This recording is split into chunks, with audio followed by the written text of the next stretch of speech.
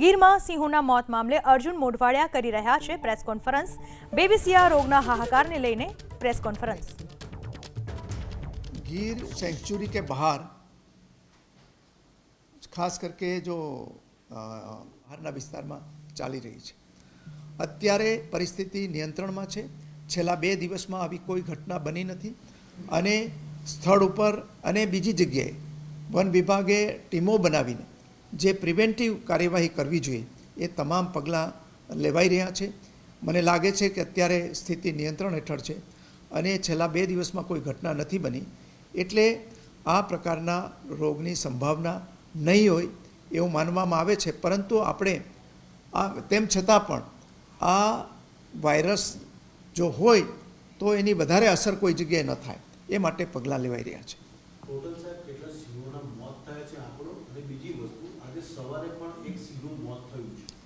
જી અત્યાર સુધીમાં કોઈ આ પ્રકારની ઘટનામાં સિંહ બાળના જ મૃત્યુ થયા છે અને એ સિવાયના જે મૃત્યુ થયા છે એના કારણો કોઈ કોન્ફ્લિક્ટ હોય, ઉંમર હોય કે બીજી કોઈ બીમારીને કારણે થયા હશે। પરંતુ હું માનું છું કે આ સસ્પેક્ટેડ બેબીસિયાથી જે મૃત્યુ થયા હતા એમાં છેલ્લા 2 દિવસમાં કોઈ જ ઘટના બની નથી। કેટલો ફિગર છે વાયરસના કારણે મૃત્યુ થયેલા અથવા તો અન્ય ઇનફાઇટ કે બીજા કારણોસર મૃત્યુ થયો હોય છેલ્લા જો ઇન્ફાઇટને કારણે અને વૃદ્ધાવસ્થાને કારણે મૃત્યુની ઘટનાઓ તો બનતી રહેતી હોય છે પરંતુ જે બેબીસિયાથી મૃત્યુ જે સસ્પેક્ટેડ કહી શકાય જેમાં શંકાસ્પદ મૃત્યુ કહી શકાય એમાં 8 કબના મૃત્યુ સામે આવેલા છે અને એ બેબીસિયાથી થયા છે કે બીજા કોઈ કારણોસર એનું કન્ફર્મેશન તો જે એનો મેડિકલ રિપોર્ટ આવે એના પછી જ કહી શકાય।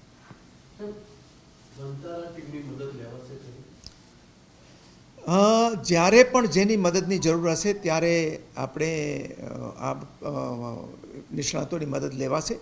અત્યારે આ પ્રકારની મદદ લેવાની કોઈ જરૂર જણાતી નથી પણ જ્યારે પણ ઇવન ભારત સરકારની મદદની જરૂર હશે તો ત્યાંથી પણ લેવામાં આવશે અને અહીંયા આપણે સ્થાનિક વનતારા સહિતના જે નિષ્ણાતો છે એની જરૂર લાગશે તો ત્યારે